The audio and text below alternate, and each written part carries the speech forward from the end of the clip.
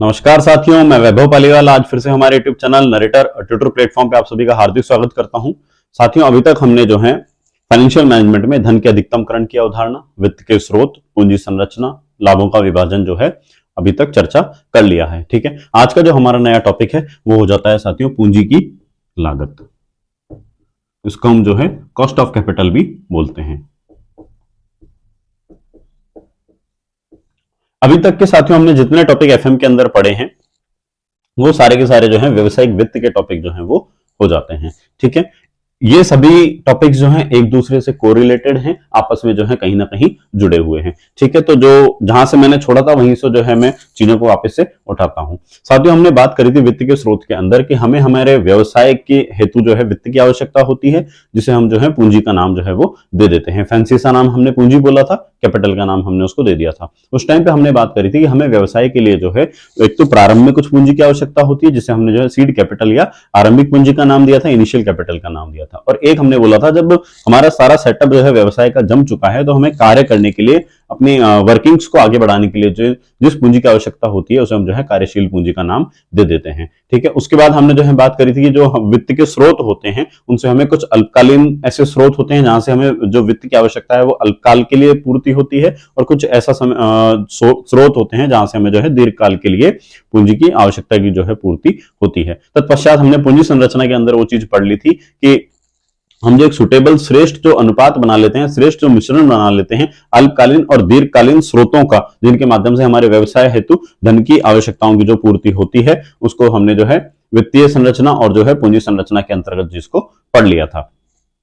ठीक है, तो अब आज देखिए वो जो पूंजी हमने शॉर्ट टर्म और लॉन्ग टर्म के माध्यम से बनाई, उसको प्राप्त करने की, उसको वहन करने के हेतु जो लागत लगती है उसको जो है आज हम इस टॉपिक के अंतर्गत पढ़ने वाले हैं। पूंजी की लागत जो होती है साथियों, व्यवसाय के दृष्टिकोण से क्या होती है, निवेशक के दृष्टिकोण से क्या होती है, उसके ऊपर जो है हम चर्चा करने वाले हैं। मैं ये पूछना चाह रहा हूं आप लोगों से कि पूंजी की लागत हम लोग निकालते क्यों हैं, हमारे लिए क्या महत्व है उस चीज का, उद्देश्य क्या है कि हम पूंजी की लागत का पता लगाएं।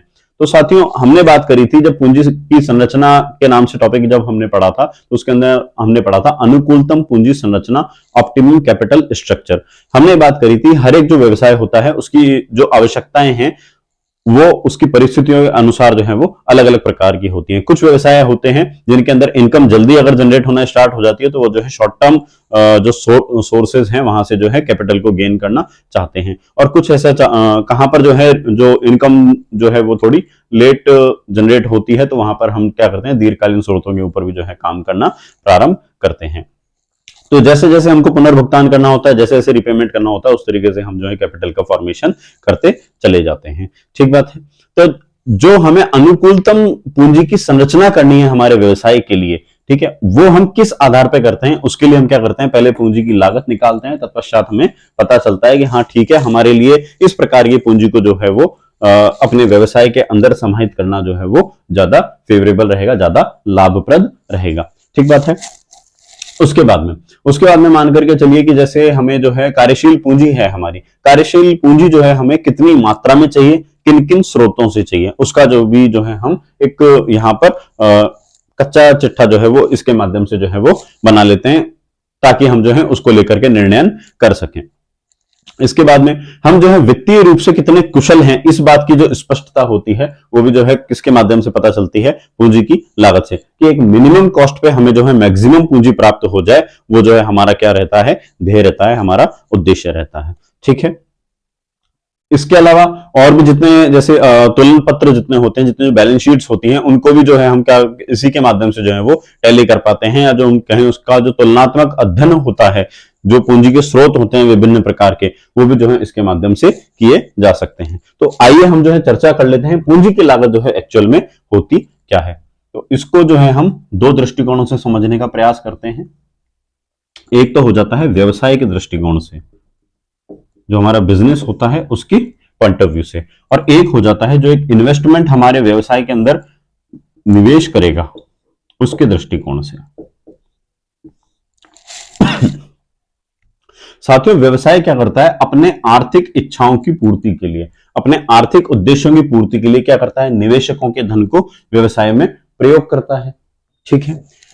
तो जो उस निवेशक के धन को ये प्रयोग में ले रहा है, तो बदले में क्या करता है, उसे जो है प्रतिफल की जो है वो पूर्ति करता है। भाई बदले में उसको जो कुछ तो देना पड़ेगा, कुछ क्षतिपूर्ति तो देनी पड़ेगी, तो इधर से क्या करता है, ये धन प्राप्त करता है और बदले में क्या करता है, धन के साथ साथ जो है प्रतिफल भी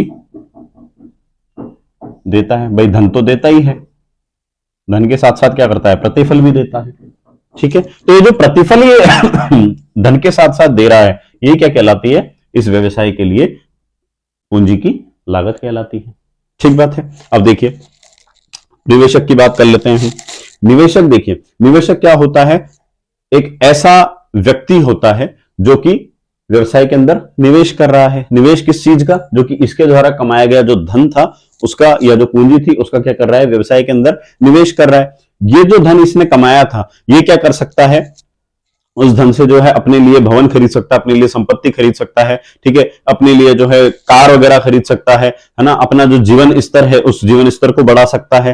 ठीक है, या इसके अलावा विदेश के जो टूर हैं वो कर सकता है, घूमने जा सकता है, यात्राएं कर सकता है। तो जो इसके द्वारा कमाया हुआ जो धन था उसके जो है अनेक प्रकार से जो है उसको ये खर्च कर सकता था। लेकिन इसने जो है ऑप्शन कौन सा चुना, विकल्प कौन सा चुना कि उसको जो है मैं वहां पर इन्वेस्ट करूंगा। तो इसने जो विकल्प चुना कि मैं इन्वेस्ट वहां पे करूंगा, तो इसने क्या करा कि जो इसकी तत्काल आवश्यकताएं थी, आवश्यकताएं कौन कौन सी थी, जो मैंने अभी बताई, घर खरीद सकता था, यात्राएं कर सकता था, है ना, कुछ और अपने लिए संपत्ति बना सकता था, एक्साइज जो है कुछ भी कर सकता था। लेकिन इसने ऑप्शन कौन सा चूज किया, व्यवसाय के अंदर निवेश करूंगा। तो इसने क्या करी, अपनी जो वर्तमान की जो तत्काल आवश्यकताएं हैं उनका इसने क्या किया, निवेशक ने त्याग किया। तो त्याग जो किया उसके लिए उसको जो प्राप्त, इसके द्वारा जो इन्वेस्ट किया गया धन जो था उसके बदले में जो इसको प्राप्त होगा वो क्या होगा, इसका प्रतिफल होगा। ठीक है, तो वो चीज जो है क्या कहलाएगी, व्यवसाय के लिए पूंजी की फिर से लागत कहलाएगी। ठीक है, जो धन इसने निवेश किया उस धन के साथ में जो इसको प्राप्त होगा वो क्या प्राप्त हो जाएगा, इसका प्रतिफल प्राप्त हो जाएगा, जिसको हम क्या कह देंगे, पूंजी की लागत कह देंगे।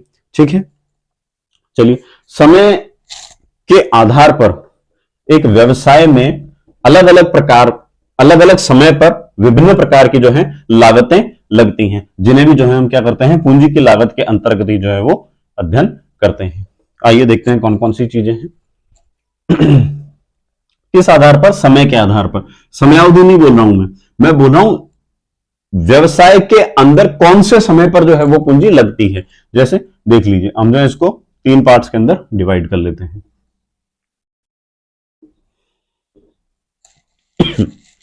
पहला हो जाता है प्रारंभिक पूंजी की लागत, दूसरी हो जाती है सतत, और तीसरी हो जाती है अंतिम। अंतिम को हम बोलते हैं टर्मिनल कॉस्ट,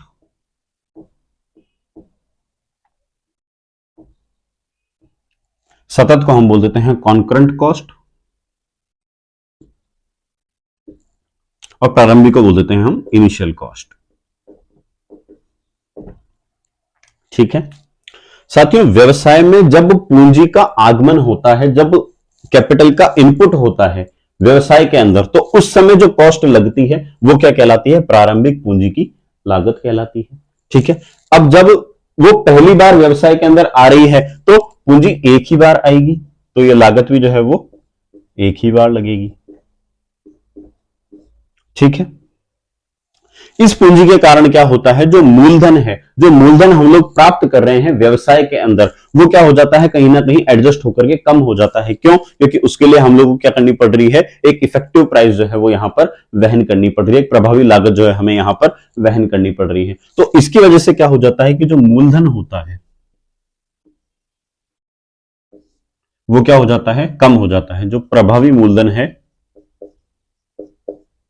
जो आपका इफेक्टिव प्रिंसिपल है, वो क्या हो जाता है, कहीं ना कहीं कम हो जाता है। जो अमाउंट आप लोग बाजार से उठा रहे हो उसके लिए हम क्या कर रहे हैं, इनिशियल में हमारे लिए जो है कुछ एक कॉस्ट लगती है, जिसकी वजह से क्या होता है, प्रभावी मूलधन जो है वो कम हो जाता है। ठीक है, एग्जांपल देख लेते हैं हम, देखिए कौन कौन सी प्रकार की जो है कॉस्ट लगती है।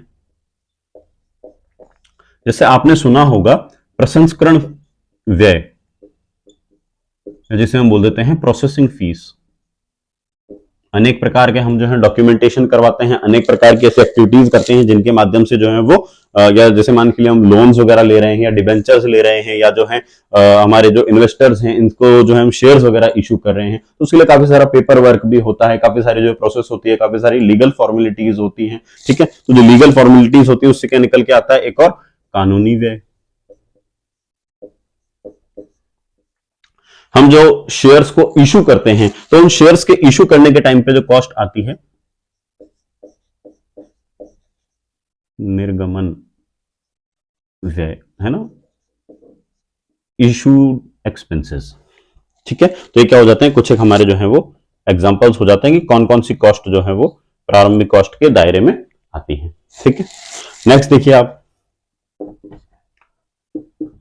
सतत पूंजी की लागत जो कौन सी होती है। साथियों, ऐसी लागत को जो है हम सतत पूंजी की लागत के अंतर्गत रखते हैं जो कि तब से लगती है जब से व्यवसाय में पूंजी आई और जब तक वो पूंजी व्यवसाय से बाहर नहीं गई। जब तक वो पूंजी जो है व्यवसाय के अंदर रहती है तब तक हमको जो वहन करनी पड़ती है, वो उस टाइम तब तक जो हमको लागत वहन करनी होती है वो क्या कहलाती है, हमारे लिए सतत पूंजी की लागत कहलाती है। पूंजी जो अंदर आती है दो माध्यमों से आ सकती है, या तो जो है हम लोग क्या ले रहे हैं, ऋण, या हम जो है क्या कर रहे हैं, अंशों का हमने वितरण किया है। ठीक है, अब अगर हमने ऋण लिया है तो जो है ऋण ही बाहर चुकाएंगे और अंश लिया है तो अंशों को वापस प्राप्त करके उनकी पूंजी लौटा देंगे। लेकिन तब तक जो है हम क्या करेंगे, जब तक हम ऋण का यहां से यहां तक में भुगतान नहीं कर देते हैं तब तक हम क्या करते हैं, ब्याज का भुगतान करते हैं। ठीक है, और अंशों को जब हमने अंश जो है निर्गमित कर दिए हैं, जब हमने इशू कर दिए हैं शेयर्स को, तो जब तक कि वो शेयर्स मार्केट में हैं तब तक हमको क्या करना पड़ेगा, उसके लिए जो है वो रेगुलर बेसिस पे लाभांश का वितरण जो है वो करना पड़ेगा। डिविडेंड का जो डिस्ट्रीब्यूशन है वो हमको कंटिन्यूअस बेसिस पे तब तक करना पड़ेगा जब तक कि जो है वो शेयर्स मार्केट के अंदर रिलाय करते हैं। ठीक है, मतलब कि ये कॉस्ट तब से चालू होती है जब से व्यवसाय के अंदर पैसा आता है और तब तक देनी पड़ती है जब तक कि व्यवसाय के अंदर पैसा बना रहता है। तो ये क्या हो जाती है, अपने आप में कंटिन्यूअस जो है सतत रूप से लगने वाली जो लागत है व्यवसाय के ऊपर, वो जो है कौन सी कॉस्ट कहलाती है, आपकी कॉन्करेंट या सतत पूंजी की लागत कहलाती है, कॉन्करेंट कॉस्ट ऑफ कैपिटल कहलाती है। ठीक है, अब देखिए नेक्स्ट और लास्ट कौन सी हो जाती है हमारी, अंतिम पूंजी की लागत या टर्मिनल कॉस्ट। इसको हम जो है सीमांत लागत के नाम से भी जानते हैं। ये कौन सी कॉस्ट होती है साथियों, जब पूंजी व्यवसाय में आ रही है उस समय जो कॉस्ट लग रही है वो तो कहलाती है प्रारंभिक, और जब पूंजी व्यवसाय से बाहर जा रही है, ये जो मैंने आपको यहां बताया ना कि ये व्यवसाय अगर हमारा व्यवसाय से जब पूंजी बाहर जाती है तो उस समय जब कुछ एक लागत लगती है वो क्या कहलाती है, हमारे लिए अंतिम या सीमांत लागत कहलाती है। ठीक है, ये भी साथियों क्या होती है, एक ही बार जो है वो लगती है कंपनी के जीवन काल में, ये भी जो है एक ही बार लगती है। ठीक है, इसके कारण क्या होता है, जो प्रभावी मूलधन है वो क्या हो जाएगा, बढ़ जाएगा ना, इस बार जो है वो बढ़ जाता है। ठीक है, अगर हमने यहां से जो है लाख रुपया लिया है तो अब हम यहां पे कितना चुकाएंगे, जितना परसेंटेज में हमने जो है उस चीज को या रेट ऑफ इन्फ्लेशन को हम लोग अगर काउंट कर रहे हैं या मिनिमम हम अगर उसके ऊपर कुछ एक इंटरेस्ट को पे कर रहे हैं तो जो है वो चीज जो है हमारे लिए क्या बढ़ जाती है, वो प्रभावी मूलधन बन जाती है। ठीक है, इसका अगर हम उदाहरण देखें तो सेम वही चीज जो हमने यहां पे पढ़ी थी कि जब हम क्या करते हैं कि जब हमारे व्यवसाय को समाप्त करते हैं तो उस समय जब हम मूलधन को चुकाते हैं तो क्या करते हैं कि उसकी राशि जो है वो थोड़ी सी बढ़ाकर चुकाते हैं, जिसको हम क्या बोल देते हैं, फोरक्लोजर कॉस्ट भी बोलते हैं। ठीक है, तो उम्मीद है आप लोगों को जो है पूंजी की लागत के जो समय के आधार पे हमने जो विभाजन किया था ये चीज जो है ठीक तरीके से समझ में आ गई होंगी। अब क्या होती है, पूंजी की कुछ एक जो है विशिष्ट लागतें और होती हैं, उनको भी जो है हम लोग जान लेते हैं।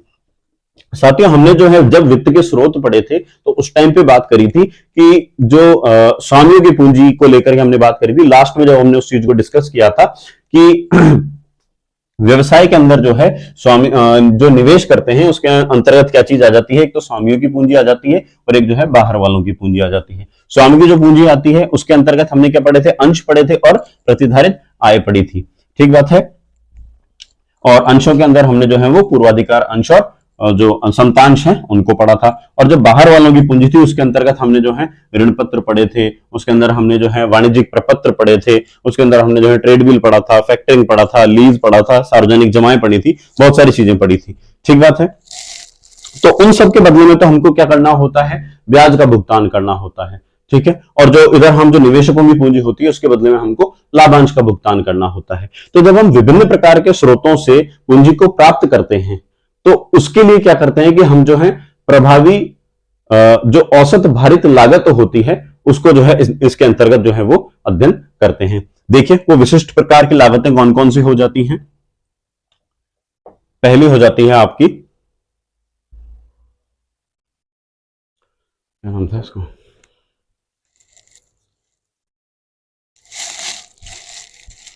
ऋण की लागत।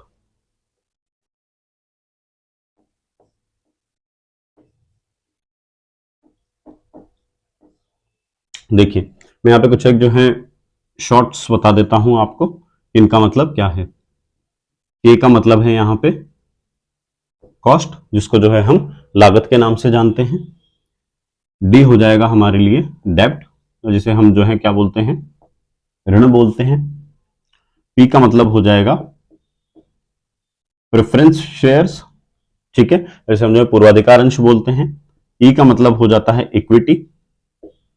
आर का मतलब हो जाता है रिटेन्ड इनकम, प्रतिधारित आय। देखिए अब ऋण की लागत क्या हो जाती है साथियों। ऋण क्या होता है एक्चुअल में, जब हमने पीबीआईटी पढ़ा था, हमने जब लाभों का विभाजन पढ़ा था तो उसके अंदर देखिए हमने क्या चीज पढ़ी थी, पीबीआईटी होता है। पीबीआईटी में से हम क्या करते हैं, सबसे पहले इंटरेस्ट को घटाते हैं, इंटरेस्ट में के बाद में हम क्या करते हैं, टैक्स को घटाते हैं, ठीक है। उसके बाद में हमारा क्या निकल के आ जाता है, प्रॉफिट आफ्टर टैक्स निकल के आ जाता है, पैट निकल करके आ जाता है, ठीक बात है। तो ऋण जो ब्याज है वो ब्याज क्या करता है, पहले ही जो है पीबीआईटी में से लेस हो जाता है, तो ये क्या करता है, हमें जो हमारी कर की अदायगी है उसमें क्या करता है, काफी हद तक छूट दिलाने का कार्य करता है, ठीक है। तो हम क्या कर लेते हैं कि जो ब्याज है, ब्याज को क्या कर लेते हैं, पहले ही जो है वो कर में से समायोजित कर लेते हैं, ठीक है। तो इसके लिए जो देखिए एक ऋण की लागत का जो फॉर्मूला बनता है वो एक्चुअल में क्या बनता है, पीबीआईटी का देखिए मैं यहां पे जब लिखूंगा, यहां जो निरूपित हो रखा है इससे मैं कैसे लिखूंगा, के डी। अब देखिए के डी क्या हो जाता है, कॉस्ट ऑन डेप्थ क्या हो जाती है, ऋण की लागत क्या हो जाती है, ब्याज गुणा 1 माइनस कर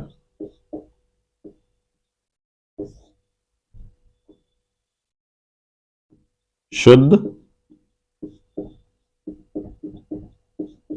प्राप्तियां गुणा 100। आरपीएससी में अगर पूछा जाता है तो सीधा सीधा सा जो है इसका फॉर्मूला पूछा जाता है कि ऋण की लागत से जो है आप क्या समझते हैं, या ऋण की लागत का जो है सूत्र बताएं, ठीक है। तो आपको सीधा सीधा सा जो है वो फॉर्मूला याद करना है, ठीक है। नेक्स्ट चीज देखिए पूर्वाधिकार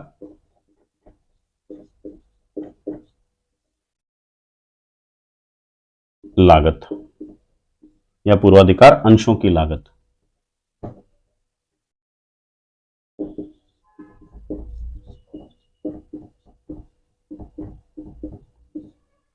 वो क्या हो जाता है, केपी पूर्वाधिकार लाभांश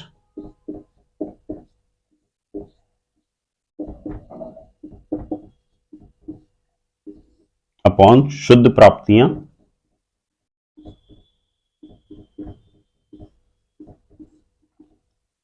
गुणा 100, ठीक है।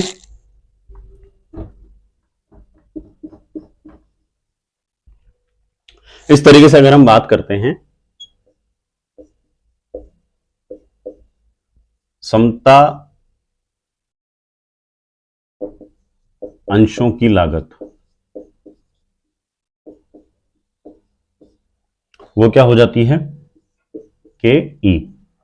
तो के ई का फॉर्मूला क्या बनता है, समता अंशों का, समता लाभांश अपॉन शुद्ध प्राप्तियां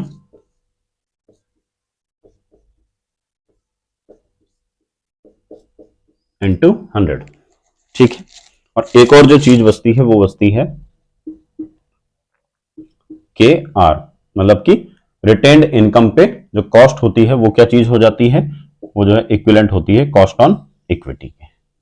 ठीक है, अब जो आपसे अगर क्वेश्चन पूछा जाता है कि पूर्वाधिकार अंशों की लागत से आप क्या समझते हैं, तो वहां पे जो है आप सीधा सीधा सा डेफिनेशन बता सकते हैं, पूर्वाधिकार लाभांशों का शुद्ध प्राप्तियों से अनुपात का प्रतिशत ही जो है वो क्या कहलाता है, पूर्वाधिकार अंशों की लागत कहलाता है। या समता अंशों की लागत हम बात करते हैं तो समता लाभांशों का शुद्ध प्राप्तियों से अनुपात का प्रतिशत ही जो है वो समता अंशों की लागत जो है वो कहलाता है। उसके बाद में आप क्या करें कि जो है इस फॉर्मूले को लिख करके आए और साथ के साथ जो है इन चीजों को, जिन चीजों को अगर आप यहाँ पे मेंशन कर रहे हो उन चीजों का जो है आप यहाँ पर मतलब जो है ये टेबल भी साथ में बना करके आए। ठीक है, तो साथियों इसी के साथ में जो है हमारी पूंजी की जो लागत है, कॉस्ट ऑफ कैपिटल नाम से जो टॉपिक है वो यहाँ पर समाप्त होता है। मिलते हैं हम लोग हमारे नए टॉपिक के साथ में, जिसके अंदर हम जो है बैंकिंग और नॉन बैंकिंग फाइनेंशियल कंपनीज जितनी हैं उनके ऊपर जो है वो चर्चा करने वाले हैं। Thank you so much.